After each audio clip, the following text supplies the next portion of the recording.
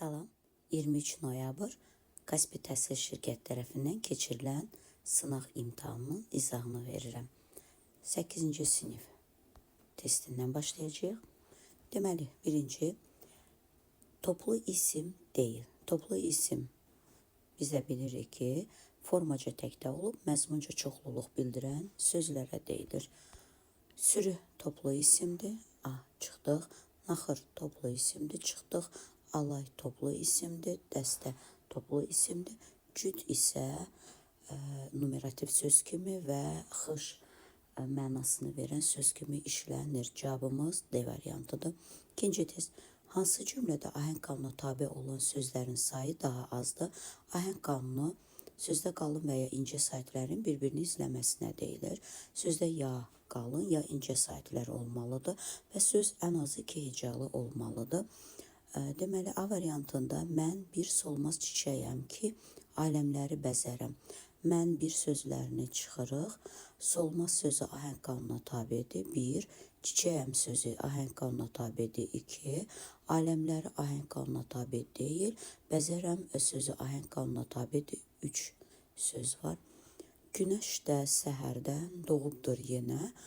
Günəş səhərdən doğubdur yenə. Hər 4 sözün də ahəng qanuna tabe olduğunu görürük. 4 sözdür.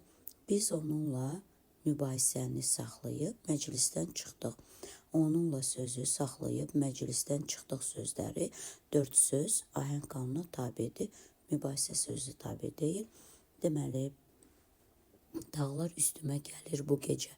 Dağlar üstümə gəlir gecə sözləri 4 söz ahəng qanuna tabedir. Həyat onun üçün sehirli bir çıraqdan ibarətdir. Həyat və ibarət sözləri ahəng qanuna tabe deyil. Ancaq digər sözlər onun üçün sehirli çıraq sözləri ahəng qanuna tabedir. 4 dənədir. Deməli, ən az deyirsə A variantıdır. 29. Hansı cümlədə mürəkkəb adın yazılışında səhvə yol verilib? Mürəkkəb adlar bilirik ki, söz birləşməsi şəklində yazılır. İlk sözü həmişə böyük hərflə yazılır. Baxdıq, A variantı 8 noyabr doğru yazılıbdır. Zəfər günü, ölkəmizdə zəfər günü kimi qeyd olunur. Demişdik ki, tərkibində günü sözü olan və kalendarda xüsusi bayram günü kimi qeyd olunan mürəkkəb adların tərkibindəki sözlərin hamısı böyük hərflə yazılır. Cavab A variantı. Axırıncı aşırım film adıdır, düzdür. Dırnaq içində yazılıbdır. Milli Məclisin sədri düz yazılıbdır. Xəzər dənizi ilk söz böyük yazılır, düzdür. Azadlıq meydanı ilk söz böyük yazılır, düzdür. 20-ci testdən baxaq. Baxışdan 30-cu test. Hansı cümlədə uzlaşma əlaqəsi kemiyyətə görə pozulmuşdur? Uzlaşma əlaqəsi deyirsə, burada cəm şəkilçilərinin olmağının işlənməsinə xüsusi fikir verəcəyik. Mübtədə xəbər arasında olacaq. A variantı uşaqlar yay tətilini kənddə keçirdilər. Nə etdilər? Keçirdilər kim? Uşaqlar. Uşaqlar mübtədədə cəmdədir, keçirdilər cəmdədir. A getdi. Həkimlər xəstəni ciddi əməliyyata aldılar. Həkimlər mübtədədir, aldılar xəbərdir, hər ikisi də cəmdədir. B variantı getdi. Qonaqların hamısı yuxarı başda oturdular. Nə etdilər? Oturdular. Kim? Qonaqların hamısı. Burada qonaqların hamısı söz birləşməsi ilə ifadə olunmuş mübtədədir və söz birləşməsinin əsas tərəfi ifadə vasitəsinə və onun təkdə cəmdə olmasına baxmalıyıq. Burada hamısı təkdədirsə, oturdular sözü isə cəmdədir. Yəni, hamısı təkdə işlənilən əvəzlikdir, oturdular isə cəmdə işlənmiş feildir. Uzlaşma əlaqəsinin pozulduğunu gördük. C variantı. 31-ci testlə davam edək. Hansı cümlədə amonimliyi olan frazoloji birləşmə işlənib? Amonimliyi olan frazoloji birləşmə. A variantı uşağın əlindəki top yola düşmüşdür. Bu həqiqətən yola düşmüşdür. Bu frazoloji birləşmə deyil. B variantı şaxtadan az qala burnumuzun ucu göynədi. Həqiqətən burnun ucu şaxtadan göynəyə bilər. B variantını çıxdıq. C variantı bu xəbərdən sonra özünə gələ bilmədi. Özünə gələ bilmədi frazoloji birləşmə olsa da amonimliyi yoxdur. C variantında çıxdıq. İmtahanda yüksək nəticə əldə edəcəyimə söz vermişdim. Söz vermişdim frazoloji birləşmədir və amonimliyi var. Söz vermək. Çıxış üçün söz verilir. Bir də söz verirəm ki, tapşırığı işləyəcəyim. D variantı. 32-ci test. Biri mücərrəd isim deyil. A. Həkimlik gözlə görsənmir. Mücərrədli sənət peşə mənası bildirir. Duyğu mücərrəddir. Xəyal mücərrəd isimdir. Sənət mücərrəd isimdir. Rəssam isə rəsm çəkənə deyilir və mücərrəd isim deyil, konkret isimdir.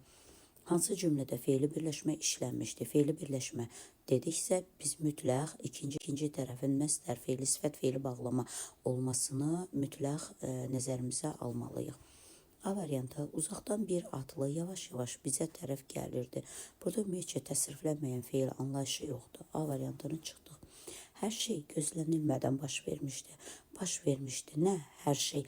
Burada hər şey mübtədədir. Gözlənilmədən isə özü tək işləndiyinə görə, özündən əvvəlki sözü özünə tabi edə bilmədiyinə görə bu birləşmə yaratmayıbdır. Tək olduğuna görə B variantını çıxdıq. C variantı, susmaq bəzən ən gözəl cavabdır. Susmaq burada məsdər olsa da, ancaq özündən əvvəl heç bir söz gəlməyibdir. Tək işləndiyinə görə birləşmə sayılmır. C variantını çıxdıq. Lalənin balaca əlləri mənə tərəf uzandı. D variantında da ümumiyyətcə təsriflənməyən fe'l anlayışı yoxdur. E variantı, vaxtında dərslərini oxuyanlar imtahanda uğur qazanarlar. Ki, vaxtında dərslərini oxuyanlar bütövlükdə bir suala cavab verir və bütövlükdə bir cümlə üzvü yerində iştirak edib, deməli birləşmə də yaratır. Yəni əsas tərəfə baxırıq, oxuyan fe'li sifəti ilə ifadə olunubdur. Deməli, nə yaradıbdır? Fe'li birləşmə yaratmışdır. 34-cü test, hansı söz hecalara düzgün bölünməyib? A variantı, kilogram, qram, qraf hecaları həmişə bütöv götürülür. Kilo 2 hecadan ibarətdir, düzgündür, A getdi. Gülağa, bu düzgün bölünməyibdir. Burada qeyd etdiyim kimi də gül sözü, ağa sözü, mürəkkəb söz, iki söz birləşib mürəkkəb söz yaradıb. Gül sözü özü tək hecalı olduğuna görə bütöv gül şəklində göstərilməlidir. Ağa isə ağa şəklində olmalıydı. Cavab B variantıdır. Xətkeş sözünün fonetik təhlili xüsusiyyəti ilə bağlı səhvi. Qarşılığı olmayan samit işlənməmişdir. X, T, K, Ş, bəli, qarşılığı hər birinin var, yəni yoxdur. Qarşılığı olmayan samitlər hansılardır? H, L, M, N, R səsləridir. A variantı getdi. B, iki incə açıq dodaqlanmayan saiti var. İki incə açıq dodaqlanmayan incə saitlərimiz hansılardır? E, Ə, Ö, Ü, İ. Bizdən də incə olanları soruşur. Hamısı incədir. Açıq olanları soruşursa qapalıları çıxdıq. Dodaqlanmayan deyirsə önü çıxdıq. Qaldı nə? E, Ə. Bəli, E, Ə var. B variantında çıxdıq. Yazılışı ilə tələffüzü fərqlənmir. Doğrudur. Deyə bilərsiniz ki, bəs müəllim 2 dənə kar samit yanaşı gəlib. Bəli, yanaşı gəlsə də ancaq bilirik ki, keş şəkilçisinin yazılışı ilə deyiliş arasında heç bir fərq yoxdur. D variantı, bir cingiltili 3 kar samit var. Baxdıq. X kardır, T kardır, K kardır, Ş kardır. Burada 4 kar samit olduğuna görə cavab D variantı olacaqdır. Keçdik 36-cı testimizə. Deməli, tabesizlik əlaqəsinin işləndiyi cümləni müəyyən etməliyik. Tabesizlik əlaqəsi əsasən həmcins üzvlər arasında və tabesiz mürəkkəb cümlənin tərkib hissələri arasında olur. Baxdıq. Sabah görünür güclü külək əsəcək. Burada görünür modal sözdür.